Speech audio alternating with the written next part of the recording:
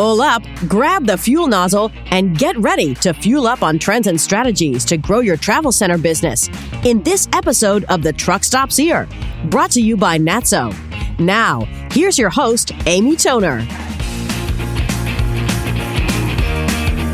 Hello, welcome to today's episode of The Truck Stops Here. I'm your host, Amy Toner. You are listening to The Truck Stops Here, NATSO's podcast. NATSO is the National Association for Truck Stops, and our mission is to advance the success of truck stops and travel centers. And this podcast is one of the many ways we do that. Today, I'm joined by NATSO's Alternative Fuels Council Vice President, Ginger Laidlaw. Welcome back, Ginger. Thank you. Today, Ginger is going to talk about blending renewable fuels, some of the incentives involved, and the services and tools that the Alternative Fuels Council offers. But first, why don't you tell us a bit about yourself? Thank you, Amy. Thanks for having me back on the show. Yeah. So I've been with, Alternative Fuels Council started about 3 years ago under NATSO. And I personally have been dealing with RINs and renewable fuels for almost 10 years. Prior to that, was in environmental consulting for a long time. Mm-hmm. So been working with blenders for at least 10 years. What's great about the transition that I was in consulting, environmental consulting versus the RINs, was that now I get to help people make money instead of coming to their site to let them know that they have contamination. So this is a way better gig than before. That's funny. Okay. I'm sure you get this question a lot. Is it too late to start blending biofuels? Yeah, really today I'm hoping I can get the point across that it's definitely not too late to get into the game of blending biofuels, and particularly biodiesel. There is some investigating you need to do before you get started with blending, but I think once you spend the time doing that investigating, and the investigating that's required is really just kind of looking into, am I under a contract right now with my diesel? Am I required? Is my supplier going to be buying biodiesel, or can I actually buy the biodiesel? So that's the first thing that you'd check. Some other things that you'd check is there supply nearby, or do I have access? It's not necessarily that you have to be close to a biodiesel producer, but maybe your supplier can get you the biodiesel, or maybe there is a small biodiesel plant nearby, and it can be big or small. I mean, you can make it work potentially with any size of a plant. And then it's because of logistics. If maybe there's somebody close, or maybe you can get something at the terminal. There's lots of different things you can look into with this. The other thing I'd say is that, it doesn't have to cost you a ton of money to start blending. There's a lot of real minimal ways that you could start blending. So you wouldn't have to spend the money to do any special equipment on your site. You could do it as simple as splash blending in a transport truck. If you've got a tank on site that you could dedicate to blended fuel, you could splash blend in a transport truck. You could use that tank dedicated to biodiesel blends. So there's not necessarily a whole lot of infrastructure you have to put in, or a lot of money, a lot of capital that you have to invest into to do blending on your site. Okay. I'm sure this is an important part of it. How do you know whether the economics are right? Yeah, so obviously, once you've done some investigating to figure out if you can get a hold of biodiesel, then, and the logistics part about it, then obviously you need to figure out whether this is an economic benefit to you, or it's maybe not the best time, or maybe you could at least set yourself up to have the opportunity to take the biodiesel, to take the RINs, to take the biodiesel tax credit. So I just threw in two incentives there, two big incentives for biodiesel. RINs are renewable fuel identification numbers. For biodiesel, you get 1.5 RINs per gallon of biodiesel.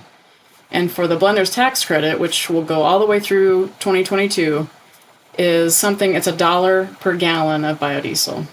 So both are incentives for blending renewable fuel into transportation fuel. And for RINs, it's also for heating oil. Mm-hmm.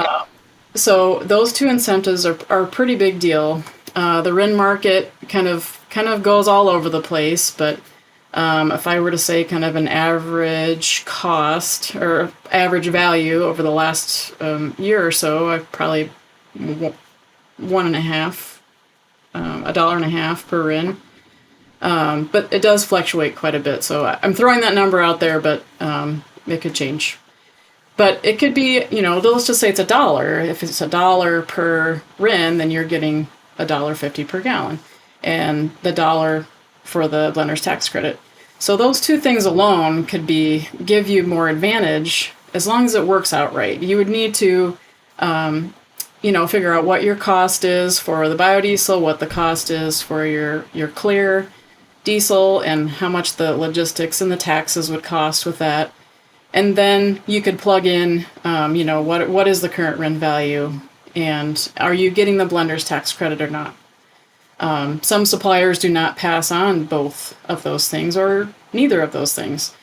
But I guess what we've always kind of tried to pass along to our clients is that, at least get registered with the EPA so that you can start getting RINs, and get your IRS blender's registration, so that 637M, so that you could take advantage of the blender's tax credit. So having those two things kind of in your back pocket and having that opportunity in case it does present itself, and we'll show you whether there is an economic advantage or not. A lot of times, because you are in control of when you blend and how much you blend, definitely puts you at an advantage of your competitors. Okay. If I am a small independent operator, what advice on blending biofuels do you have for me? Yeah, I'll just kind of go back to the beginning where I said, it doesn't have to be, it can feel very overwhelming. I think a lot of folks think that you have to spend a ton of money to put in all this infrastructure to be able to blend biofuels. And that is not necessarily true. Like I said, you can use the stuff your infrastructure you already have on site. You could, figure out where your supply could come from. That's something Alt Fuels Council can help you with. We can find good suppliers for you. And then, as I just said as well, getting registered with the EPA and IRS, just having those things in your back pocket so that so that if you want to take the RINs, you're allowed to, because no one can just take the RIN or just take the blender's tax credit. You have to be registered to be able to do those things. Okay. What about ethanol? Yeah, so I've kind of been focusing on biodiesel. And what I'd also say for small operators too is that if you're considering, maybe placing diesel in your forecourt, maybe you've always had it in the backcourt, maybe that was always just something back there, but now you're thinking about the forecourt auto diesel, and maybe you're also considering ethanol. So those two things, ethanol also receives RINs. They're at a different ratio. They're at a 1-to-1, so every gallon of ethanol you get 1 RIN. So it's a little different, but the volume almost could be very different as well. So those are two options, definitely. If you're thinking about offering both in the forecourt, definitely an option that there's RINs involved with both. The blender's tax credit is only applied to biodiesel. Okay. All right. I'm taking off my podcast hat and putting on my marketing hat, and I'm going to ask you, can you tell us some of the tools available through the Alternative Fuels Council? Yeah, so the folks that are in our group, our clients, but actually on our website, there's also a tool that we provide, and we normally have somebody on the phone with us talking through it and looking up numbers, but we have a tool on our website that's a blending calculator, which helps you try to figure out, and it's not foolproof. It doesn't include taxes, your local taxes and things like that, and logistic costs. But it does include the alternative fuel costs. It includes the clear price, what percentage you're thinking of blending to. Some of the things that you can the variables that you can play with to see, is this going to be an economic advantage to me or not? So that's kind of a good starting place to just start kind of looking at the economic side of it. Will this work? What do I need to be blending at to make this work? And then we would also help you try to find supply, try to make connections with someone who could get you biodiesel if you don't have one already.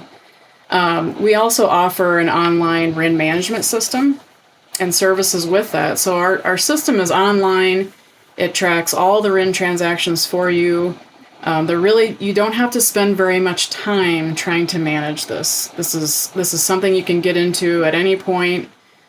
Stephen and I are available to help you with any sort of compliance or any troubleshooting type issues.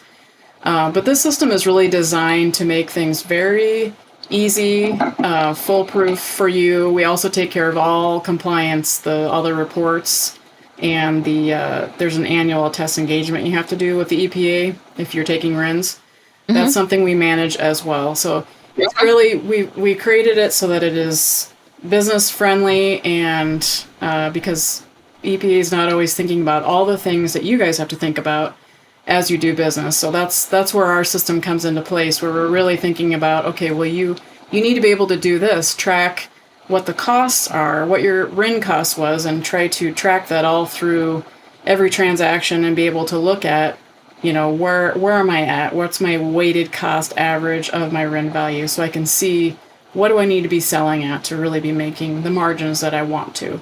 So that's something that our system will do for you. Mm-hmm. We also have a biodiesel fuel quality plan that's available on our website as well. We created the plan. We also worked with a local lab, local to us in Iowa, that will provide special cost savings. If you wanted to pick one of those suites to do some fuel analysis, we did work a deal that they will be able to provide some cost savings. All right. Thank you, Ginger, so much for coming on the podcast. I'm sure we'll have you back again. If people want to learn more about NATSO's Alternative Fuels Council, they can go to natsoaltfuels.com and they can reach out to you there. And I'm sure, like I said, we'll have you out another time. All right. Thanks for listening to today's episode of the Truck Stops Here. You can find us online at thetruckstopshere.show. If you have any questions that you'd like us to answer in the podcast, I hope you'll reach out to me at editor@natso.com. Goodbye.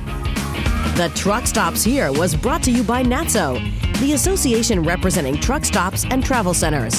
Visit natso.com for more information. The Truck Stops Here is produced by NATSO in collaboration with Human Factor. Producers are Amy Toner and Darren Schulte.